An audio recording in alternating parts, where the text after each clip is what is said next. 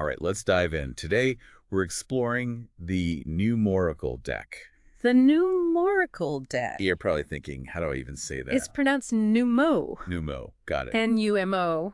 And it's not just a cool name, Oh, right? no, not at all. This deck is really something special. So what makes it so special? Well, it beautifully blends this ancient wisdom of the goddess Danu Okay, with the power of numerology. I'm intrigued already. And then it takes it a step further by incorporating the raw energy of the elements. So we're not talking about your typical fortune cookie card reading here. No, no, no. Think of it more like Like what? like each card is like this gateway to unseen forces that are kind of influencing our paths and helping us make decisions. Okay, I'm starting to see the potential here. And illuminating relationships. Yeah, I mean, where do we even begin to unpack all of this? There's so much going on. Well, the numerical is structured around 5 sacred suits. And 5 sacred suits. each of these suits represents a gift from Danu. And these suits are the cauldron, the sword, the cord, the spear, and the stone. So we can think of them as like different lenses to look through our lives. That's a great way to put it. Yeah, different perspectives. Okay, I'm with you so far. Let's start with the cauldron suit. My cauldron suit, You are? sound like the place where we can brew up some serious self-discovery, wouldn't you say? It really is. The cauldron is all about creation and transformation. Hmm. That raw potential that kind of simmers and eventually, bursts forth into something real. I like that. Yeah. So the first card in this suit, Zero, the Cauldron of Creation, feels like the starting point, right? Absolutely. It's Yeah. like gathering all your ingredients before you start baking a cake. Exactly. You've got that cauldron itself, which represents that container, that potential, right? Right. And then you have that pentagram, which symbolizes that balance of the 5 elements. Okay, those elements again? Earth, air, fire, water, and spirit. All there. And of course, what's a cauldron without a little fighter underneath it? You got to have that fire. Gotta have that fire. And that's where Pluto comes in. Pluto. Lurking in the background of this card, representing transformation, that deep alchemical process. Okay, I'm following you, but I want to know, how does this actually play out in real life? I mean, how would someone actually use this card for guidance? Well, let's say you're at the very beginning of a project. Okay. Or maybe you're feeling a shift happening within yourself, but you're not quite sure where it's leading you. I feel like that's me every Monday morning. Right, exactly. And you pull this card. Okay. This could be a sign that you're in this really potent phase of creation. But here's the key. You have to pay attention to the color of the pentagram. Oh, interesting. So like each color gives you a different flavor of creation energy. Yes, Yep. precisely. Okay. So, for example, if it's a green pentagram Great. representing Earth, it would suggest that you need to take some practical steps to manifest those ideas. Ground them. Less daydreaming, more doing. Right. But if that pentagram is red, Red. fire is dominant. It's all about acting boldly with passion and confidence. Oh, I like that energy. Yeah. So we've gathered our ingredients with the cauldron of creation. Now we got to whip up something delicious, right? That's where the cauldron of manifestation comes in. That's exactly right. Now we're talking about pouring forth what's been brewing. It's like, unveiling your masterpiece, Yes. like at grand cake reveal on one of those baking shows. It's got that dramatic flair for sure. You've got the cauldron pouring out, symbolizing that release of energy. The sun is there, representing vitality and self-expression. Okay. And then you have Leo adding that extra boost of confidence and creativity. So with this card, would the pentagram's color tell us how to actually go about, like, manifesting our creation? Absolutely, yes. Let's say you pull this card, and the pentagram is yellow, representing air. Yellow air. Okay. This might indicate that you need a clear vision and a solid plan before you jump into action. So not just like jumping in head first. Exactly. Think before you leap, right. But if that pentagram is blue, representing water. It's all about like feeling your way through it, right? Yes. Trusting that intuition. Exactly. It's about ensuring that your actions are aligned with your emotions and your inner guidance. That's powerful. Yeah, So we've cooked up some serious creative magic here. we have. But, life isn't always about creating. Sometimes we've got to make some tough decisions. That is very true. That's where the sword suit comes in. The sword suit, yes. This suit is all about clarity, truth, and decision-making. And just like the cauldron suit, each card offers this unique guidance on how to approach those situations. So let's talk about the first card in this suit. Yeah. 2, the Sword of Grace and Balance. Okay. When I see this card, I get a sense of elegance, precision. It's Yes. not about brute force. You're exactly right. Imagine a skilled fencer, Yeah. making those deliberate, subtle movements. Yeah. It's not about aggression, but about navigating those challenges with finesse. And I see that reflected in the symbols, too, like that triangle Yeah. represents change. The delta symbolizes transformation. Uh-huh. And the Sica Pisces, which always reminds me of those Venn diagrams, represents this unity of opposites. It does, yeah. It's about finding that harmony even when you're in the middle of conflict, making choices that are both graceful and effective.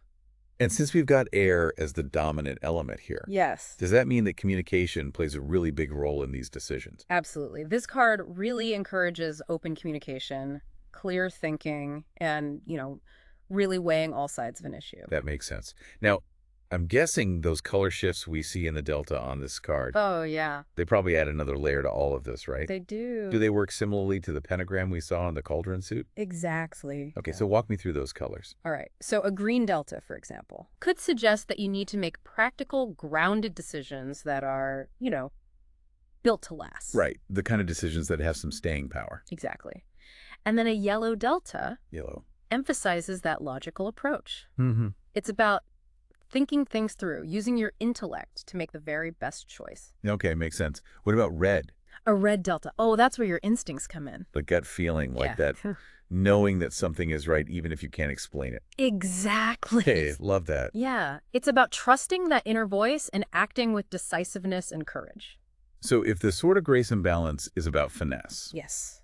the next card, 5, the Sword of Power and Conflict, Mhm. sounds a little more, shall we say, direct? It is. This card represents that sharp edge of the sword that need to face challenges head on and really assert yourself. Okay, I'm picturing a warrior ready to take on any obstacle. Yes, that's a great way to visualize it. And we see that reflected in the symbols, too. Yep. Like that sharp edge cutting through obstacles. You have Gemini, representing adaptability, Right. and Cancer, bringing in this depth of emotion. So we're not just talking about, like, mindless aggression here. No, not at all. There's some nuance to it. Absolutely.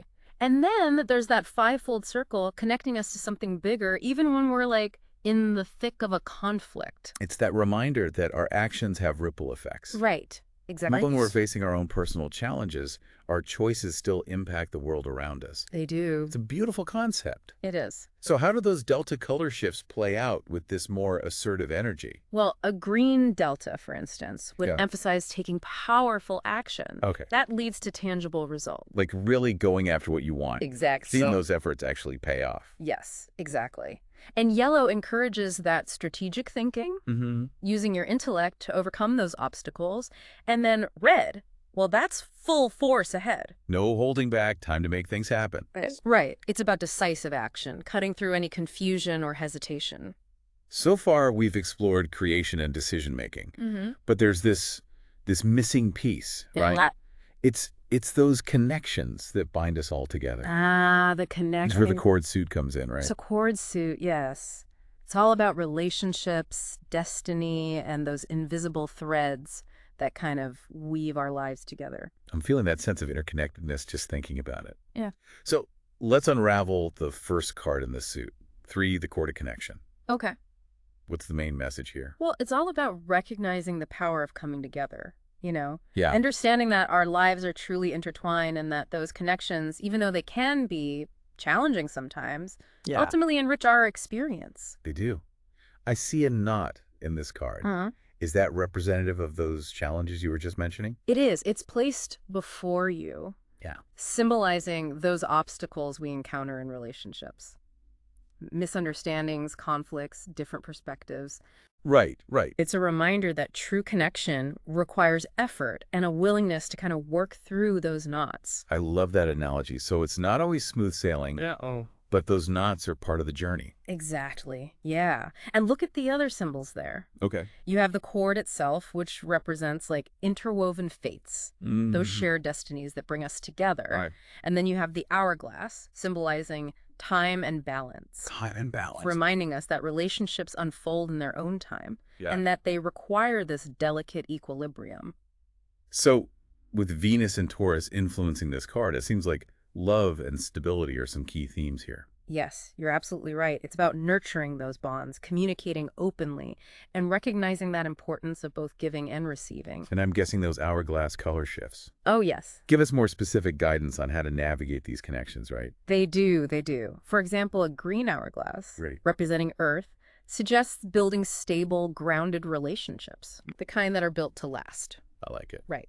And then yellow emphasizes that importance of communication Okay. and shared ideas as like the foundation for a strong bond. So it's not just about, like, the initial spark, but also the things you build together. Exactly. Yeah. What about red? Red. Ooh, that would bring in that passionate, fiery energy, Yeah. highlighting that excitement and drive that fuels the connection. I can see that. Yeah. Okay, so we've established that connections are vital, but they also, they evolve, Uh-huh. they change, and sometimes they even end. Right. That's where 8, the cord of binding and resolution, comes in, right? Exactly. This card represents the culmination of those connections, Okay. where things come full circle. I'm noticing that the knot is now placed away in this card. It is. Does that mean that certain things are, like, beyond our control at this point? Yes, there's a sense of finality there, Mm. of accepting what has been and moving forward with the lessons that you've learned. We've got Saturn and Capricorn influencing this card. So there's that theme of responsibility Right. and long-term perspective. It's about honoring those past commitments, recognizing the patterns that have played out, and using that wisdom to create a more stable future. So it's not just about endings, but about the growth that comes from those experiences, right? Exactly. And I'm sure the core's color can give us some guidance through this process. It absolutely can. For instance, a green cord Green, okay. represents a solid, practical resolution. Mm-hmm. It's about tying up those loose ends and moving forward with a sense of closure. I like that. And a yellow cord Yellow. encourages us to really understand and accept how things have unfolded, even if it wasn't what we initially hoped for. Sometimes things don't go as planned. Right. And then a red cord Red cord. would probably highlight that passionate energy that brought us to this point. Mm-hmm. It's allowing us to see the impact of our choices. Wow, we've covered a lot of ground with the cauldron, sword, and cord suits. We have. It's amazing how much depth there is to these cards. Oh, we've only just scratched the surface. There's still so much to uncover within the Spear and Stone suits. Okay, well, I'm ready to keep exploring. Right. These cards are fascinating. They are. Each offers a really unique perspective on how we navigate the world. Can't wait to see what else we discover. Me too. Let's shift gears a little bit Oh, and yeah? talk about how we can actually apply all of this wisdom Yes, let's get practical. to our everyday lives. How can the Oracle Yeah. help us with those, like, real-world dilemmas Real world dilemmas, that exactly. we all face? Well, imagine you're at this crossroads in your career, right? Okay. Do you stay in your current job or Ooh, a classic dilemma. take a leap into the unknown? How would the Oracle Right.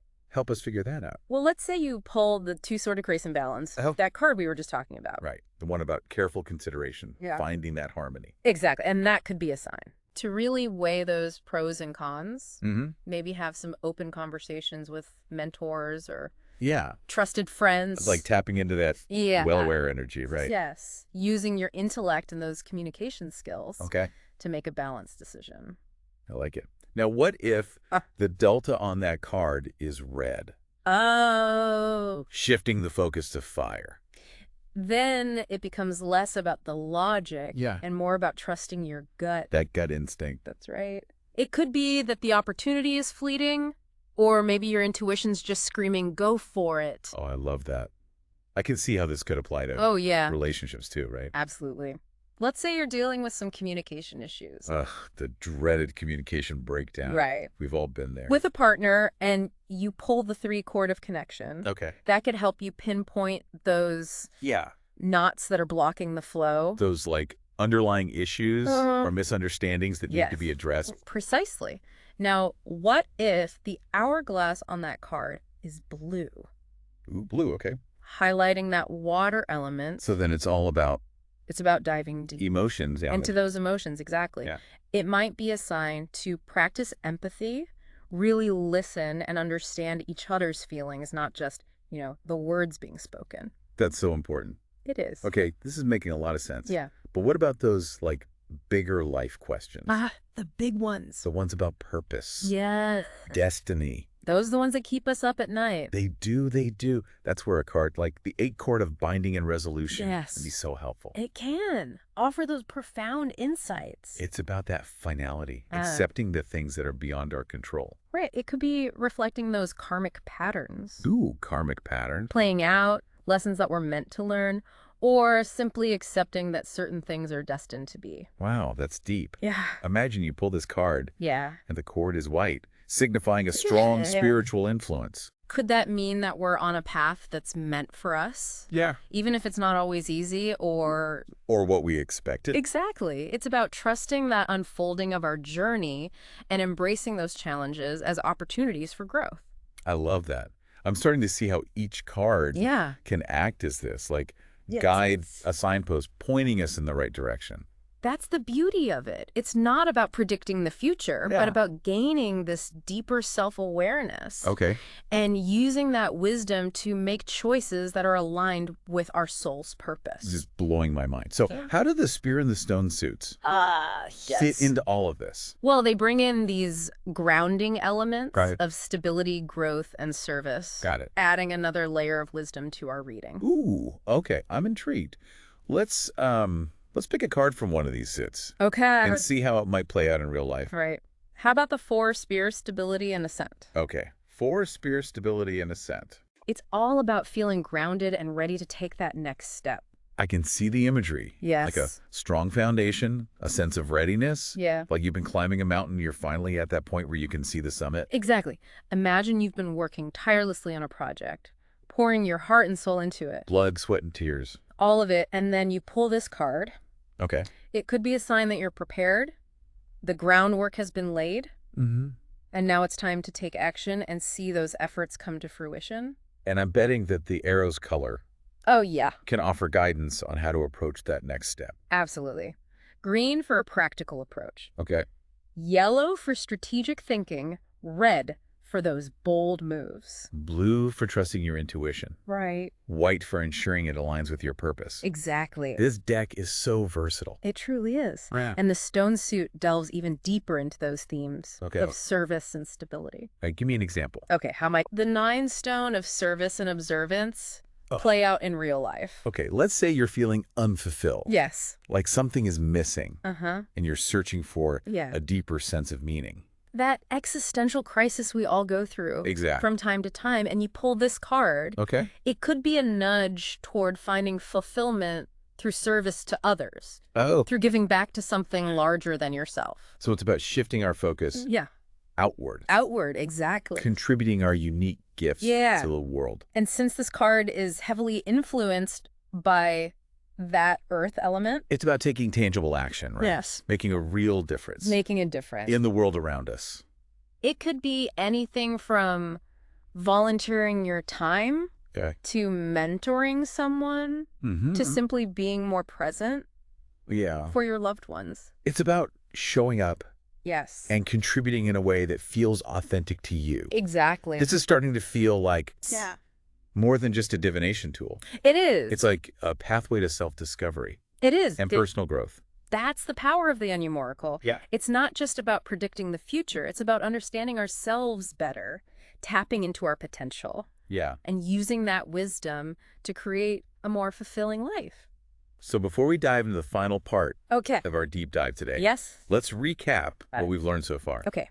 We've explored how the Onion Oracle blends that ancient wisdom of the goddess Danu, the Mhm. power of numerology, Right. and the raw energy of the elements Okay. to create this system of guidance and self-discovery. And we've seen how those 5 sacred suits, Yes. the cauldron, sword, cord, spear, and stone, They're all there. act as lenses through which we can view our lives, Yes. offering insights into everything, Everything. from creative endeavors to relationships to our soul's purpose. That's right. And we've discovered how those elemental colors associated with each card Yeah. provide specific guidance. Yeah. On how to approach different situations, whether it's making a decision, Mhm. nurturing a connection, Right. or taking action towards our goals. It's been an incredible journey. This has been amazing. I can't Mhm. wait to see what other secrets Oh, the Enneagram Oracle holds. Me too. We've explored the cards. We've seen how they connect to real life situations. Mm-hmm. But how can our listener actually, like, start using the Oracle for themselves. Yeah. It feels like there's so much potential here. There is. It's a really powerful tool. Okay. And like any tool, it takes practice and a willingness to learn. All right, so where do we even begin? What's step one to tapping into this wisdom of the numerical deck? Well, the very first step, All right. and I can't emphasize this enough, is to approach the deck with an open mind Wow. and an open heart. All right. Leave any skepticism or preconceived notions at the door. So embrace the woo-woo a little bit. Exactly. Allow yourself to be curious, to explore the unseen, and to trust that there's more to life than what we can see and touch. Okay, I love that.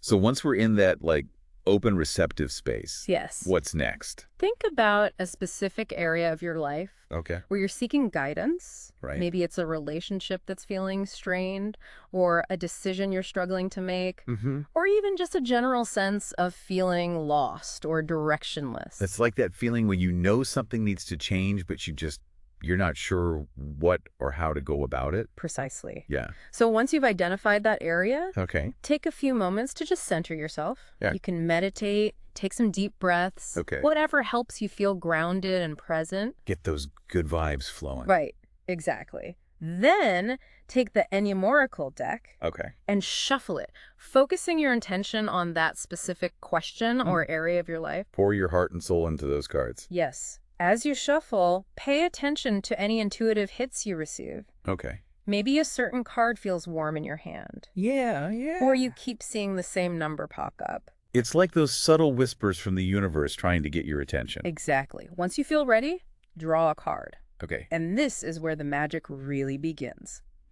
Time to decode those mystical symbols. Yes. Start by simply observing the card. Okay. Look at the imagery, the number, the suit, and the elemental color. Right. What are those immediate impressions that you get?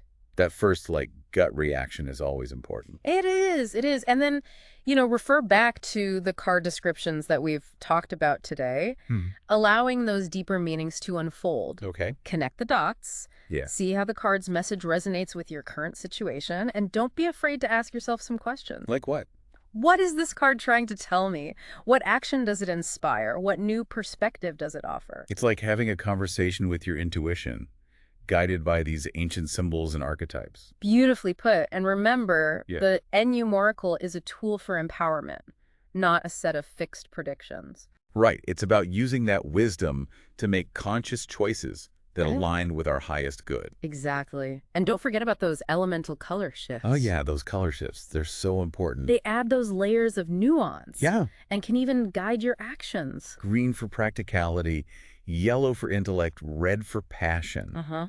blue for emotions, white for spiritual alignment. It's like having this personalized roadmap for navigating any situation. It is. The more you work with the Oracle, the more intuitive you'll become, deciphering those subtle messages with ease. It's like learning a new language, Yes, the language of your soul. exactly. This has been such an eye-opening deep dive. It has. I'm already thinking about all the ways that I can use the Oracle in my own life. Me too. Any final words of wisdom for our listener before we wrap things up? Don't be afraid to experiment. Okay. Grab the Oracle deck, remember, it's Numo, and just start exploring. Yeah. See what insights you can gain. Who knows? You might just uncover some hidden truths about yourself and your path. It's a journey of self-discovery, and the Oracle is a powerful companion along the way. It is. Thanks for taking this deep dive with us. Until next time, keep exploring, keep asking questions, and keep trusting your intuition. Yes, absolutely.